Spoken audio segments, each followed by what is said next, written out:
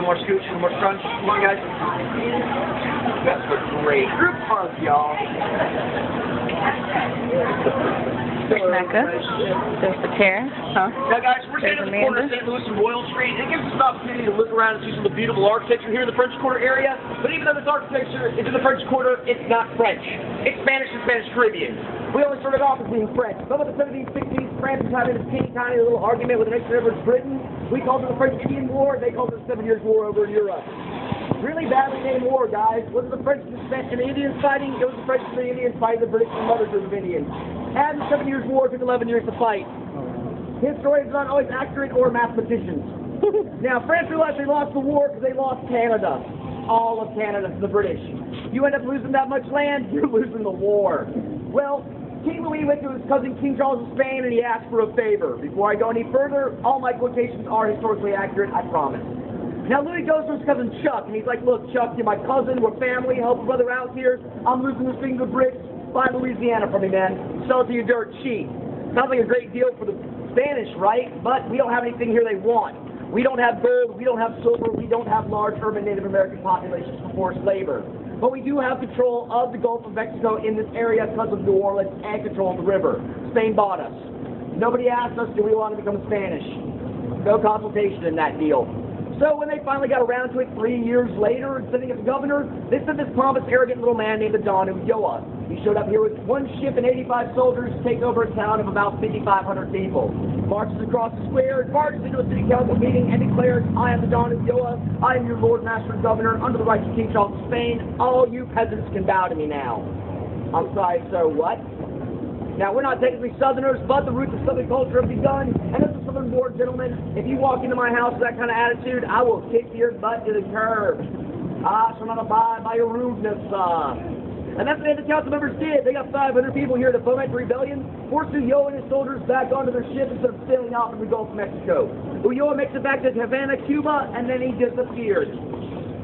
I pretty much figured they threw his butt overboard. There was a storm, he was on deck, he kind of slipped. Anybody gonna miss him? Nah, absolutely not. So it took Spain 3 more years to finish governor. And this time instead of professional. This guy has the greatest name in all of Louisiana history. I love this guy's name. I love to say his name out loud. He is Don Alejandro O'Reilly. Okay, for those of you who didn't catch that, it's obviously not Spanish, he's Irish. If the O'Reilly didn't clue you.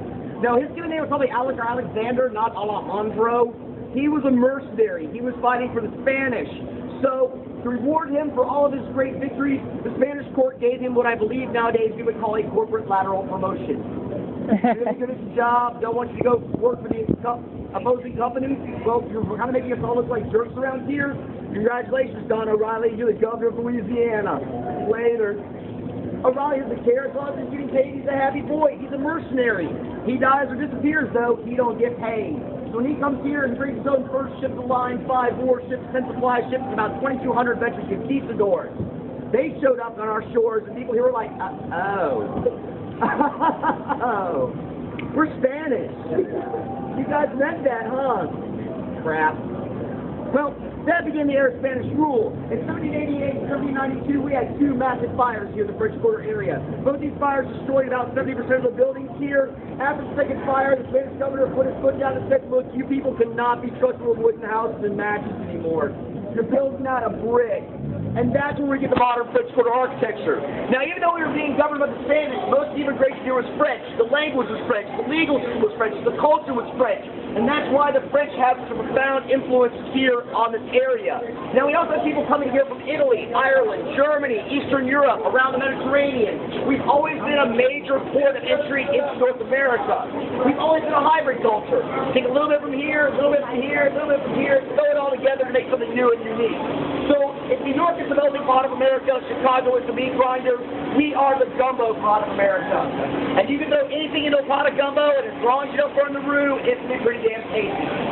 Now, in 1803, France had to buy us back. That was stipulated in the original treaty. But history loves to repeat itself. Now we're in the Napoleonic era. Napoleon's having another war with Britain. He's going broke, he's losing, and he shelled out money to the Spanish. So he immediately turned around and approached the American president, Thomas Jefferson, and said, hey, Tommy, want to buy Louisiana? Go to your dirt cheap, man. $15 million was the price tag of the Louisiana Purchase. It's like half a penny per acre, guys. Also consider that Louisiana covered everything from down here up to Detroit, as far east Ohio, and as far west as Wyoming. We're the middle of what will become the United States. Jefferson jumped at the opportunity. A couple problems with the Louisiana Purchase, though. First off, it's illegal. Nothing in the Constitution gives the president the ability to buy up the center part of North America. Also, we were broke in America. We didn't have the money. We had to borrow. And so begins one of the greatest land scams in history, in my opinion. America borrows money from the British to illegally purchase Louisiana for the French to help the French finance their war against Britain. Anybody here remember the Iran-Contra hearings? History loves to repeat itself. Now, France still lost that war, and America's never paid back the Louisiana Purchase loan ever. Ever, ever. Ever, ever, ever. Ever. Yep. We are still technically in arrears to the British Crown and Parliament for everything from down here to Detroit, Ohio, and Wyoming. They could foreclose. Not a bad deal for us here in Southeast Louisiana, guys.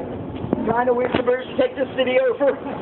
No, the British used Dutch engineers to build the dikes and levees from the River Thames to keep London from sinking and flooding. The Dutch are so good at this, it takes one kid with a finger to stop a flood. We could have used that a couple years ago around here. So if anybody here has friendly or friends of the British Parliament or royal family, let them know they can do a really sweet deal on a really fun Northern Caribbean city. We're a blast to hang out with, man. We're good times. We're also cheap dates. Guys, in any of this,